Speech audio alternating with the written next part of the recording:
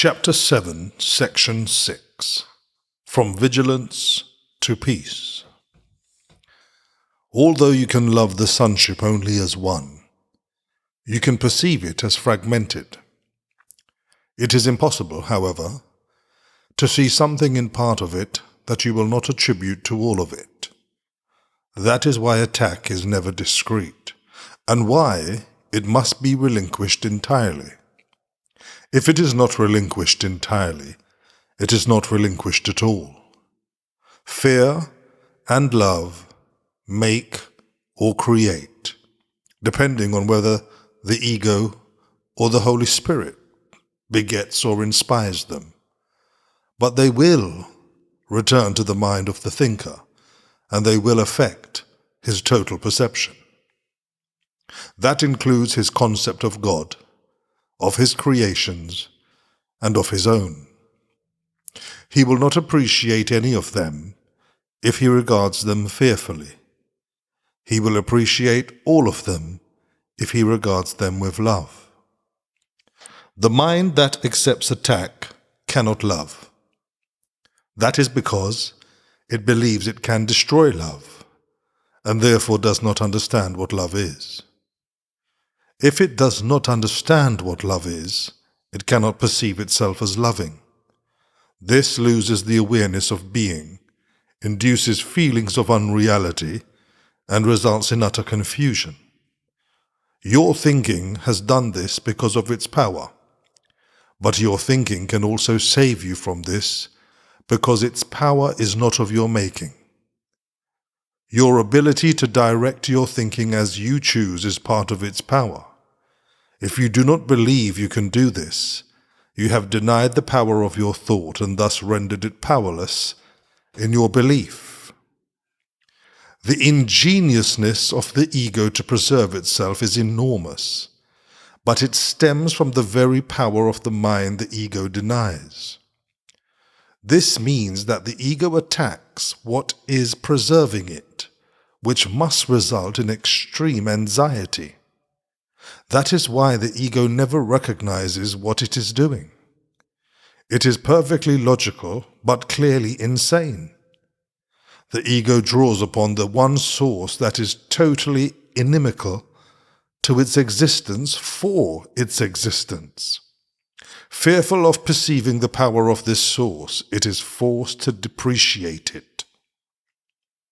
This threatens its own existence, a state which it finds intolerable. Remaining logical, but still insane, the ego resolves this completely insane dilemma in a completely insane way. It does not perceive its existence as threatened by projecting the threat onto you and perceiving your being as non-existent. This ensures its continuance if you side with it, by guaranteeing that you will not know your own safety. The ego cannot afford to know anything. Knowledge is total, and the ego does not believe in totality.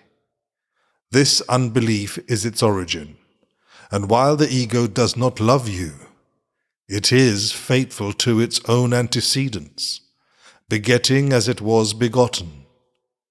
Mind always reproduces as it was produced. Produced by fear, the ego reproduces fear. This is its allegiance, and this allegiance makes it treacherous to love because you are love.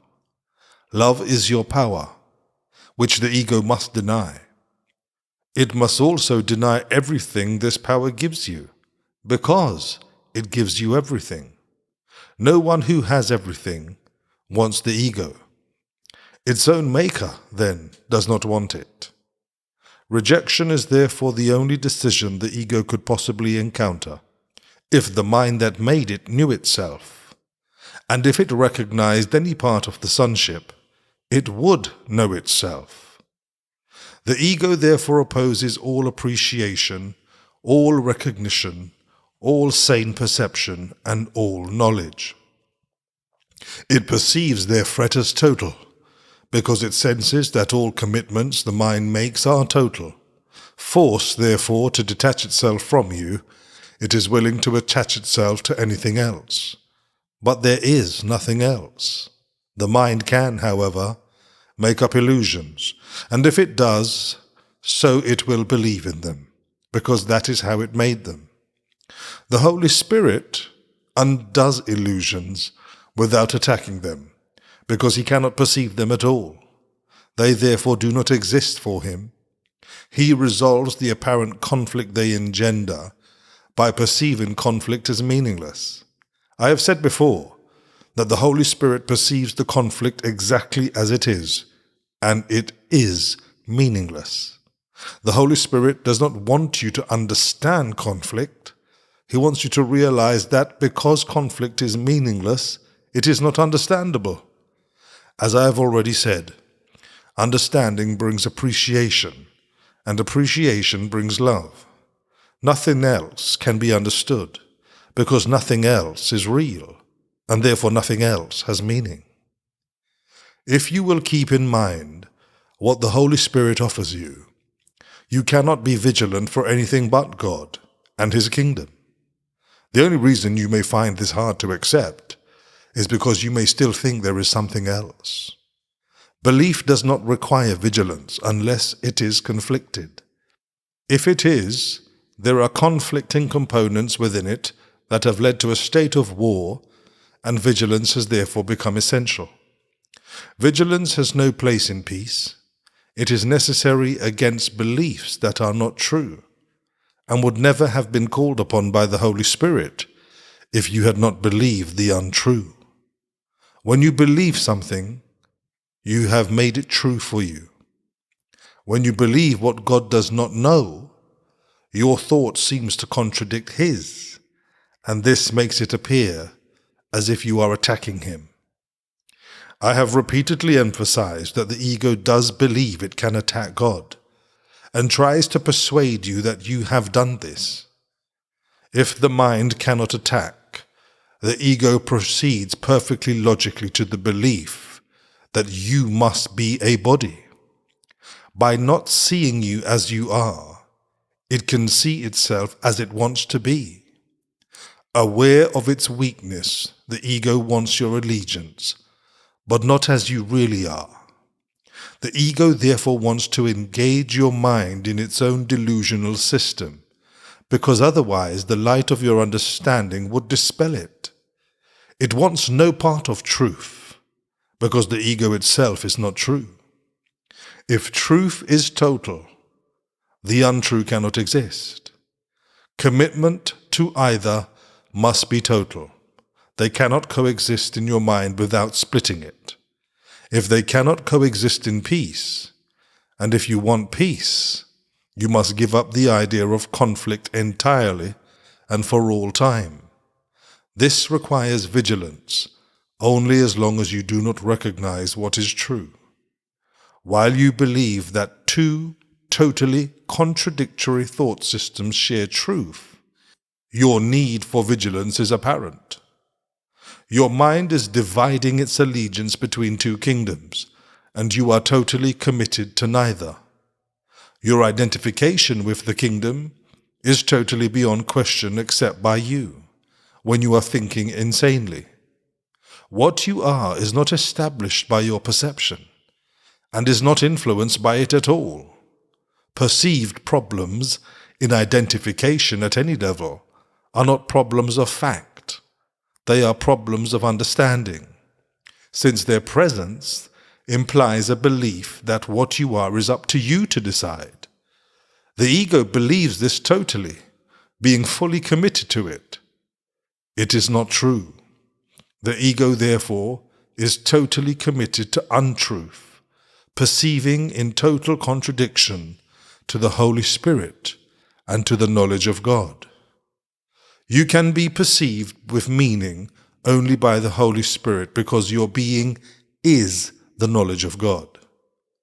Any belief you accept apart from this will obscure God's voice in you and will therefore obscure God to you. Unless you perceive His creation truly, you cannot know the Creator, since God and His creation are not separate. The oneness of the Creator and the creation is your wholeness. your sanity, and your limitless power.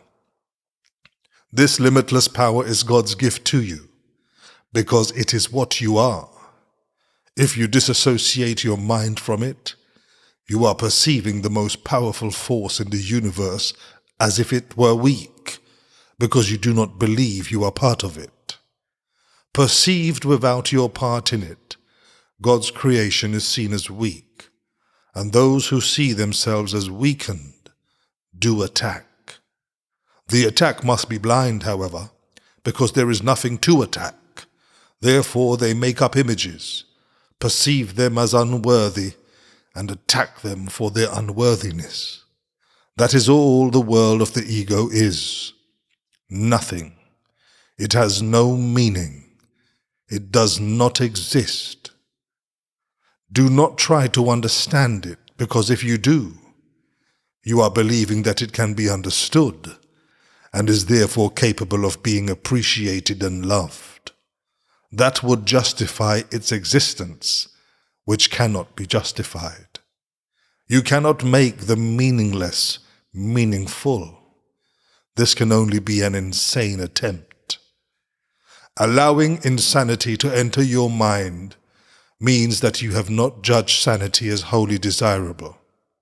If you want something else, you will make something else. But because it is something else, it will attack your thought system and divide your allegiance. You cannot create in this divided state, and you must be vigilant against this divided state, because only peace can be extended. Your divided mind is blocking the extension of the kingdom, and its extension is your joy. If you do not extend the kingdom, you are not thinking with your Creator and creating as He created.